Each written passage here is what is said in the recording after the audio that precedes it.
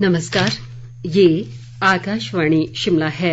अब आप पूनम शर्मा से प्रादेशिक समाचार सुनिए। आज के मुख्य समाचार। देश सहित प्रदेश में भी 15 से 18 वर्ष के बच्चों के लिए कोविड टीकाकरण अभियान कल से होगा शुरू। मनाली में 41 करोड़ की विकास योजनाओं के हुए उद्घाटन व शिलान्यास। विंटर कार्निवाल भी आज से आरंभ। प्रदेश में इस वित्त वर्ष में जीएसटी संग्रह 33% बढ़ा। पिछले महीने 342 करोड़ जीएसटी का हुआ संग्रह। और खेल प्रतिभाओं की खोज के लिए प्रदेश भर में होगा खेल महाकुंभ का आयोजन। अब समाचार विस्तार से। देश सहित प्रदेश में भी 15 से 18 वर्ष के आयु वर्ग के बच्चों का टीकाकरण कल 3 जनवरी से शुरू होने जा रहा है। स्वास्थ्य विभाग ने इसके लिए सभी तैयारियां पूरी कर ली हैं। इस अभियान के तहत प्रदेश भर में करीब 3,57,000 बच्चों को कोविड वैक्सीन लगाई जाएगी। टीकाकरण के लिए बच्चों को कोविन पोर्टल पर ऑनलाइन पंजीकरण करवाना होगा। पंजीकरण के लिए स्कूल के पहचान पत्र या आधार कार्ड का उपयोग किया जा सकता है। इस बीच जिला स्तर पर भी टीकाकरण के लिए सभी तैयारियां कर ली गई हैं। चंबा जिले में करीब 25,000 बच्चों को वैक्सीन लगाने का लक्ष्य है। इसी तरह ऊना जिले में लगभग 33,400 बच्चों का टीकाकरण किया जाएगा। मुख्यमंत्री जयराम ठाकुर ने आज मनाली में 41 करोड़ रुपए से अधिक की विकास परियोजनाओं के उद्घाटन व शिलान्यास किए। इनमें अनेक पुलों का लोकार्पण व शिलान्यास भी शामिल है। उन्होंने राज्य स्तरीय स्वर्णिम वन महोत्सव का भी उद्घाटन किया। एक जनसभा में उन्होंने कहा कि मनाली में नए पुलों व सड़कों के निर्माण से विभिन्न स्थान पर्यटन स्थलों के रूप में विकसित होंगे, जिससे पर्यटन कारोबार को बढ़ावा मिलेगा। इससे पहले मुख्यमंत्री ने मनाली में राष्ट्र स्तरीय विंटर कार्निवाल का भी शुभारंभ किया।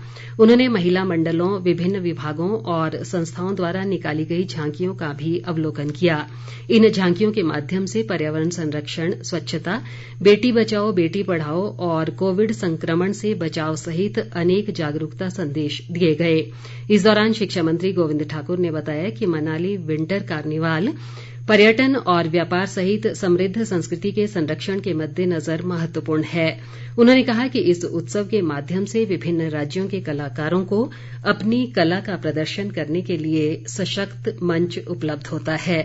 इस बीच मुख्यमंत्री ने कहा है कि राज्य सरकार मंडी जिले की द सीडी साख सहकारी सभा सीमित गोहर को बैंक में बदलने के लिए हर संभव प्रयास करेगी। मंडी में आज सहकारी सभा के अधिवेशन में उन्होंने कहा कि इसके लिए केंद्र और आरबीआई से बात कर तकनीकी पेचीदगियों का समाधान तलाशने की दिशा में कार्य किया जाएगा। उन्होंने कहा कि द सीडी साख सहकारी सभा सीमित ने मंडी जिले में शानदार कार्य किया है और इसके तहत सदस्यों को घर द्वार पर बैंकिंग सुविधा मिल रही है। केंद्र सरकार की उज्ज्वला योजना के तहत प्रदेश में अब तक 1,36,000 रसोई गैस कनेक्शन निःशुल्क उपलब्ध करवाए गए हैं। इसी तर्ज पर शुरू की गई राज्य सरकार की गृहिणी सुविधा योजना के तहत करीब 3,23,000 गृहिणियों को मुफ्त गैस सिलेंडर दिए गए हैं। एक सरकारी प्रवक्ता के अनुसार इन योजनाओं से ईंधन के लिए लकड़ी पर निर्भरता कम हुई है और महिलाओं का जीवन स्तर भी बेहतर हुआ है। उन्होंने कहा कि केंद्र और राज्य सरकार के प्रयासों से हिमाचल प्रदेश देश का पहला एलपीजी युक्त और धुआं मुक्त राज्य बनकर उभरा है। ऊर्जा मंत्री सुखराम चौधरी ने कहा है कि पांवटा साहिब क्षेत्र में कम वोल्टेज की समस्या के समाधान के लिए संतोषगढ़ में जल्द ही विद्युत सब डिवीजन स्थापित किया जाएगा। पांवटा साहिब के पिपलीवाला में आज एक जनसभा में उन्होंने कहा कि क्षेत्र में सिंचाई सुविधा के लिए बाता माजरा नहर का जीर्णोद्धार किया जा रहा है। इस कार्य से करीब 20,000 लोग लाभान्वित होंगे। उन्होंने बताया कि वर्तमान सरकार के कार्यकाल में पांवटा साहिब क्षेत्र में 64 ट्यूबवेल का शिलान्यास किया जा चुका है। उद्योग मंत्री बिक्रम ठाकुर ने जसवां परागपुर विधानसभा क्षेत्र के बगली में आज 2 करोड़ रुपए की लागत से बनने वाले संपर्क मार्ग का भूमि पूजन किया। इस मार्ग के बनने से क्षेत्र की अनेक पंचायतों के लोगों को आवागमन की सुविधा मिलेगी। उद्योग मंत्री ने बताया कि जसवां परागपुर क्षेत्र में वर्तमान में करोड़ों रुपए की लागत से सड़कों का निर्माण कार्य किया जा रहा है। उन्होंने जनसमस्याएं सुनकर अधिकतर का मौके पर ही निपटारा किया।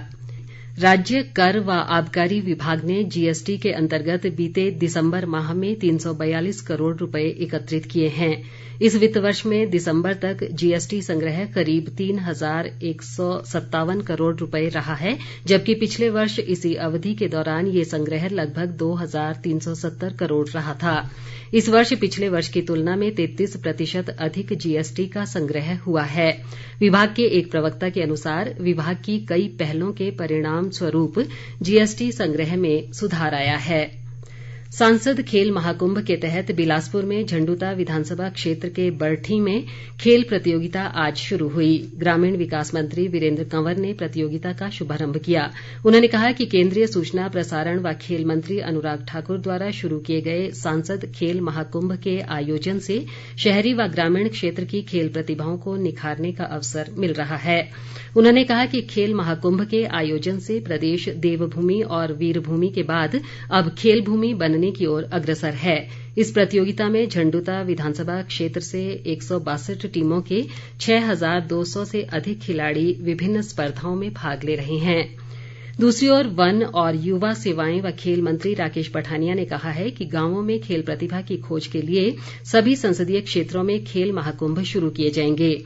धर्मशाला में एक बैठक में उन्होंने बताया कि हमीरपुर संसदीय क्षेत्र में पहले से ही सांसद खेल महाकुंभ का आयोजन किया जा रहा है। पठानिया ने बताया कि आजादी के अमृत महोत्सव और प्रदेश के स्वर्णिम 50 वर्ष को भी इस आयोजन से जोड़ा जाएगा। इस अवसर पर सांसद किशन कपूर ने कहा कि खेल महाकुंभ का आयोजन प्रधानमंत्री नरेंद्र मोदी के नए भारत का सपना है। विधानसभा उपाध्यक्ष हंसराज समेत कई अन्य गणमान्य लोग बैठक में मौजूद रहे। कांग्रेस के राष्ट्रीय प्रवक्ता चरणजीत सिंह ने भाजपा सरकार पर महंगाई रोकने में विफल रहने का आरोप लगाया है। शिमला में आज एक पत्रकार सम्मेलन में उन्होंने कहा कि नए साल पर केंद्र सरकार ने जीएसटी दरों में वृद्धि की है, जिससे दैनिक उपयोग की चीजें भी महंगी हुई हैं। उन्होंने कहा कि बढ़ती महंगाई ने लोगों का बजट बिगाड़ कर रख दिया है। प्रदेश में आज कोरोना संक्रमण के 76 नए मामले सामने आए हैं। इस दौरान 23 लोग स्वस्थ हुए हैं। पिछले कुछ दिनों के दौरान संक्रमण के मामलों में वृद्धि हुई है, जिससे प्रदेश में वर्तमान में कोरोना के सक्रिय मामलों की संख्या बढ़कर 526 तक पहुंच गई है। राज्य में अब तक इस महामारी से 3,861 लोगों की मृत्यु हो चुकी है। प्रदेश में कुल 2,29,016 लोगों में संक्रमण की पुष्टि हो चुकी है, जिनमें से 2,24,604 लोग स्वस्थ हुए हैं। प्रदेश में आने वाले दिनों में मौसम का मिजाज बदल सकता है। मौसम विभाग के अनुसार प्रदेश में कल यानी 3 जनवरी से पश्चिमी विक्षोभ सक्रिय होने जा रहा है। इसके चलते 4 जनवरी से प्रदेश के अधिकतर स्थानों पर हिमपात व वर्षा की संभावना जताई गई है। इससे प्रदेश में शीतलहर का प्रकोप और बढ़ सकता है। इस बीच आज अधिकतर भागों में मौसम साफ बना रहा। लंबे समय से वर्षा न होने के चलते प्रदेश में इन दिनों सूखी ठंड का प्रकोप बना हुआ है। अंत में मुख्य समाचार एक बार फिर। देश सहित प्रदेश में भी 15 से 18 वर्ष के बच्चों के लिए कोविड टीकाकरण अभियान कल से होगा शुरू। मनाली में 41 करोड़ की विकास योजनाओं के हुए उद्घाटन व शिलान्यास। विंटर कार्निवाल भी आज से आरंभ। प्रदेश में इस वित्त वर्ष में जीएसटी संग्रह 33% बढ़ा। पिछले महीने 342 करोड़ जीएसटी का हुआ संग्रह। और खेल प्रतिभाओं की खोज के लिए प्रदेश भर में होगा खेल महाकुंभ का आयोजन। इसी के साथ ये समाचार बुलेटिन समाप्त हुआ। हमारा अगला समाचार बुलेटिन आप सुन सकते हैं कल सुबह 9:20 पर। नमस्कार।